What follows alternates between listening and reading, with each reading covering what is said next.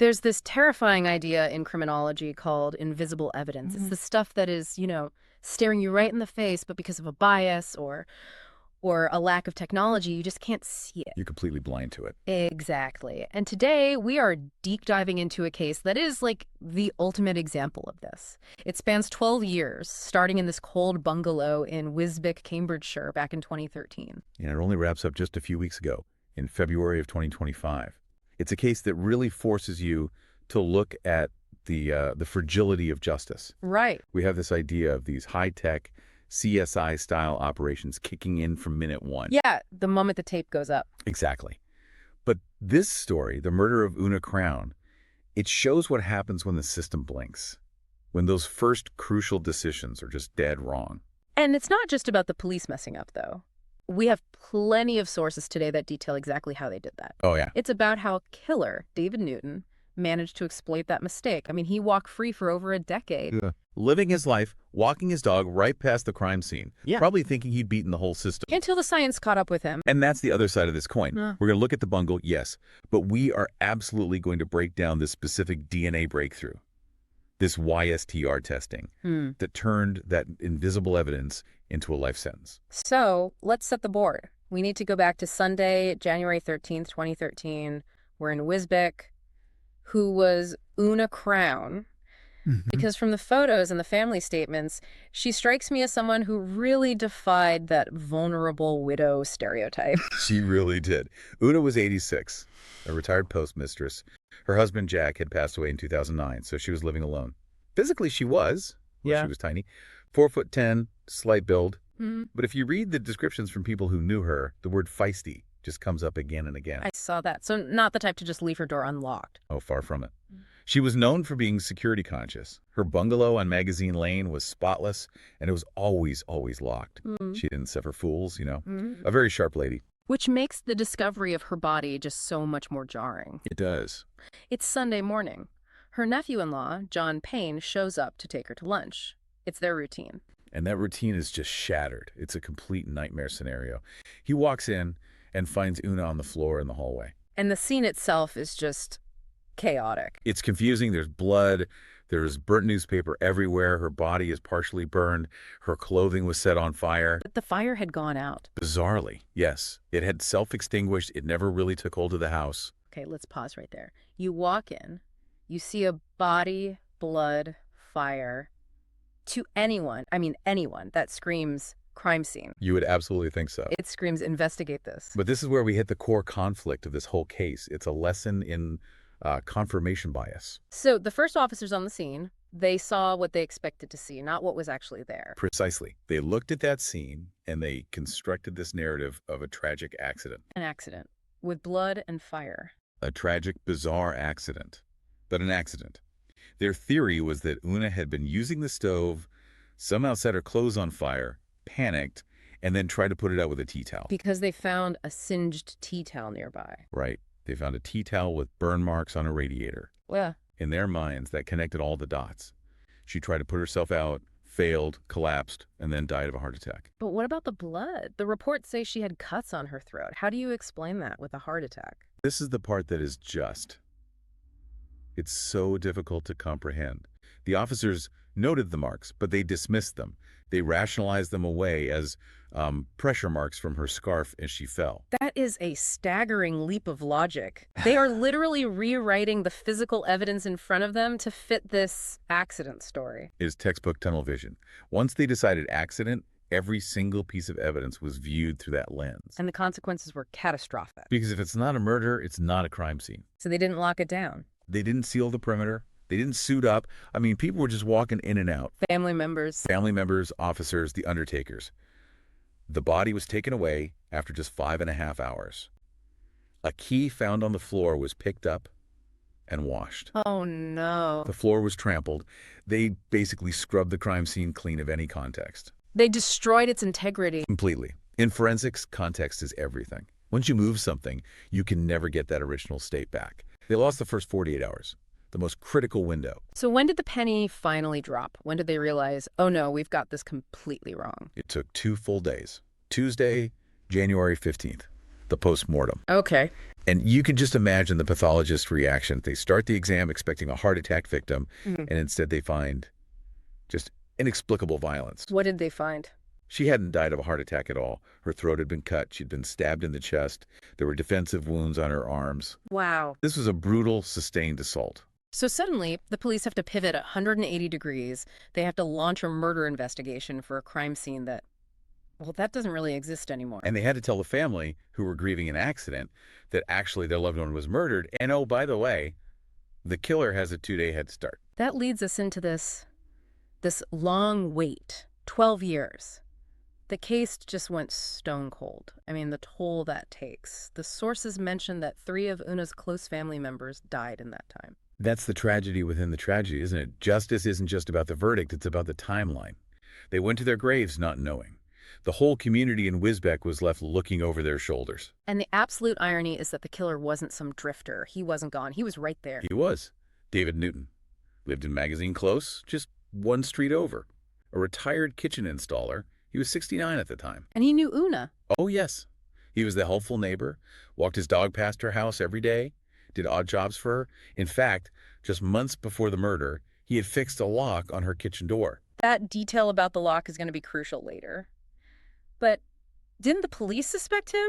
I mean, you always look at the people who had access. They did. That's what's so frustrating. Newton was arrested just weeks after the murder, back in 2013. He was brought in, he was questioned, he was their prime suspect. So why didn't it stick? Because of the botched crime scene? They just didn't have the forensic glue to hold the case together? Newton denied everything. He was calm, said he hadn't seen her for days. And they had no DNA, no fingerprints to prove otherwise. Nothing that could be clearly linked to the attack itself. So the Crown Prosecution Service, they just didn't have enough to charge him. In July 2013, they let him go. They let him go. And for 12 years, David Newton lived in that same house, walked those same streets, and probably thought he'd committed the perfect crime. Thinking the police incompetence was his get-out-of-jail-free card. But he didn't account for the fact that science moves faster than criminals do. And that brings us to the breakthrough in 2023, the aha moment. And it all comes down to her fingernails. Her fingernails. It does. Back in that 2013 post-mortem, the pathologist did something standard but so vital. They clipped Una's fingernails. Because she had defensive wounds, so she might have scratched him. That was the logic. But when they tested them back in 2013, they ran into a huge problem. Right, why didn't they catch him then? This is where we need to get into the weeds of DNA profiling a bit. The problem was masking.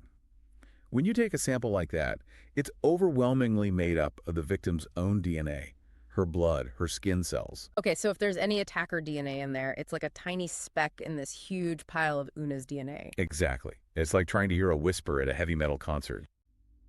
The noise from Una's DNA was just so loud that the technology in 2013 couldn't pick out the male profile hidden underneath. So it was just an unusable sample. It was read as a mixed, unusable sample. The evidence was there sitting in a freezer, but we just didn't have the hearing aid, I guess, to hear that whisper. That's a great way to put it.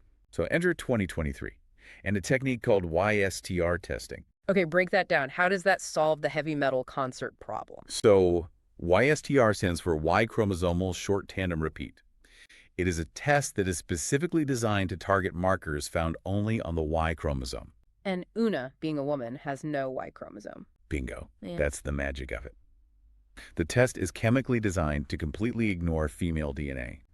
It just makes Una's blood and skin invisible to the test. So the concert noise is gone. The noise is gone, and all you're left with is the whisper, the male DNA. That is incredibly smart. It just filters everything else out. And when they ran this test on those archived clippings, they got a clean, clear male profile. And it matched David Newton. Now, I've read that YSTR has a bit of a catch. It's not like a unique fingerprint, is it? That is the important nuance, yeah. Standard DNA is unique to you. Yeah. YSTR tracks the paternal line. So David Newton would have the same YSTR profile as his father, his brothers, his son. It identifies the male line, not the specific hand. So a defense lawyer could stand up and say, well, maybe it was his brother? Theoretically, yes. But this is where good old-fashioned police work comes in. They mapped out Newton's entire male family tree. They looked at his father, his brothers. And they systematically eliminated them. They didn't live in Wisbech. They didn't know Una. They had alibis. Statistically, the profile was 28,000 times more likely to belong to Newton or his male relatives than anyone else. So once you remove the other men from the equation, Newton is the only one left standing. The net just closes right in. they re-arrest him.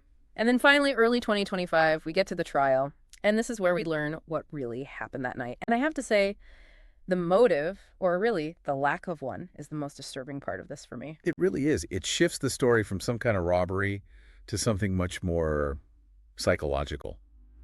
The judge, Mr. Justice Neil Garnham, found as a fact that Newton did not break in to steal money. And he didn't break in with the intent to kill either. No, but he did break in. And this goes back to that lock he fixed. This is the premeditation. Months earlier, when he fixed her lock as the helpful neighbor, he secretly had a copy of the key made for himself. He kept it. Just holding on to access to her home, that's so predatory. It is. But if he didn't want to kill her or steal from her, why go in? Well, the judge's finding was that Newton had this history of entering people's properties uninvited in search of conversation and company. He was a lonely man. Earlier that night, he'd tried to visit some relatives, but they weren't home. So he's lonely, bored, maybe had a few drinks, and he decides, I know, I'll just let myself into the 86-year-old's house for a chat. That appears to be the trigger. He used the key, let himself in, probably expected to just sit down, but he completely miscalculated who Una Crown was. She wasn't going to just sit there and make him a cup of tea. No. Yeah. She was feisty. Terrified, yes, but she confronted him. The phone was found off the hook. She likely tried to call for help straight away. She stood up to him, probably told him to get out. And that rejection, that's what turned this creepy intrusion into a murder. It seemed so. The violence just escalated instantly. Newton struck her. Blunt force trauma. But, and this is key, he hadn't brought a weapon. He grabbed a knife from her own kitchen. Which proves it wasn't a planned hit. It was impulsive rage. A 9.5-inch knife. The attack was ferocious. He cut her throat, stabbed her in the chest. One wound went straight through both lungs and her heart. It was just overkill. But Una fought back. She did. In her final moments, she scratched him. She fought for her life. And in doing that, she trapped his skin cells under her fingernails. She literally grabbed the evidence that would convict him 12 years later. It's an incredible thought. Her final act of resistance is what ultimately solved the case. Absolutely. After the attack, Newton shifts into cover-up mode. He steals 80 pounds from her purse. Which the judge called opportunistic, just to make it look like a burglary. Exactly. And then he lit the fires. He tried to burn the evidence. He lit newspapers, set her clothes on fire. His goal was clearly to burn the whole bungalow down, which would have destroyed everything. The body, the DNA. But the fire went out. It self-extinguished. It just smoldered and died. If that fire had taken hold, we would not be having this conversation. David Newton would be a free man, and Una's death would be a cold case forever. And after all that, Newton just walked home. He walked home. A witness saw someone walking unsteadily near the scene around 8:30 p.m. He went back to his house, one street away, and just waited. The compartmentalization to do that is just chilling. To watch the police cars arrive, the neighbors grieving, knowing what you did, and then to watch them leave, thinking you got away with it. It suggests a profound lack of empathy, which was on full display at the trial. Newton denied everything. Said he hadn't seen Una for days. He forced the family to sit through all of it. But the jury didn't buy it for a second. The science was just too strong. They came back with a guilty verdict, majority 10-2. And the sentence. Life in prison, with a minimum of 21 years. He's 70 now, so he will almost certainly die in prison. Any remorse when the sentence was read out? None. The reports are very specific. When the judge called it a ferocious and sustained knife attack on a defenseless old lady, Newton just raised an eyebrow. Wow. That was his only reaction. Just cold. We should mention the police accountability here. To their credit, the Cambridgeshire police didn't try to sweep that initial error under the rug. No, and that's important. Detective Superintendent Ian Moore issued a formal apology. He acknowledged the failures, the confirmation bias, the loss of the scene. He admitted it caused the family a decade of unnecessary pain. Which doesn't fix it, but owning the mistake is part of the closure? It is. The family released a statement that really stuck with me. They said our world stopped and that they can now carry on with their lives knowing justice has been done. It's a heavy closure, but it is closure. So as we wrap this up, what is the big takeaway here? We have police failure, a creepy neighbor, high-tech science. How do we synthesize all this? I think the core message is about the relationship between time and truth. For centuries, criminals have relied on time washing away evidence. If you don't get caught in the first week, you're probably safe. But technology is flipping that entire rule on its head. Exactly. Biological evidence doesn't forget. What looked like a useless, contaminated nail clipping in 2013 became a smoking gun in 2023. Time is now the enemy of the cold case killer because every year brings a new way to analyze the debris they left behind. It's that idea of a ticking time bomb. If you committed a crime 20 years ago, you have to wake up every morning and wonder if today's the day some lab tech invents the test that finally catches you. And it raises a final, really provocative thought for everyone listening. We know about Una Crown because the fire went out and the pathologist was sharp. But how many accidental fires or falls from 10, 20 years ago were actually crimes? That is a disturbing thought. If that fire had burned the house down, David Newton would still just be the helpful neighbor. It makes you wonder what else is hidden in those archives, just waiting for the right pair of eyes or the right algorithm to unlock it. It certainly does.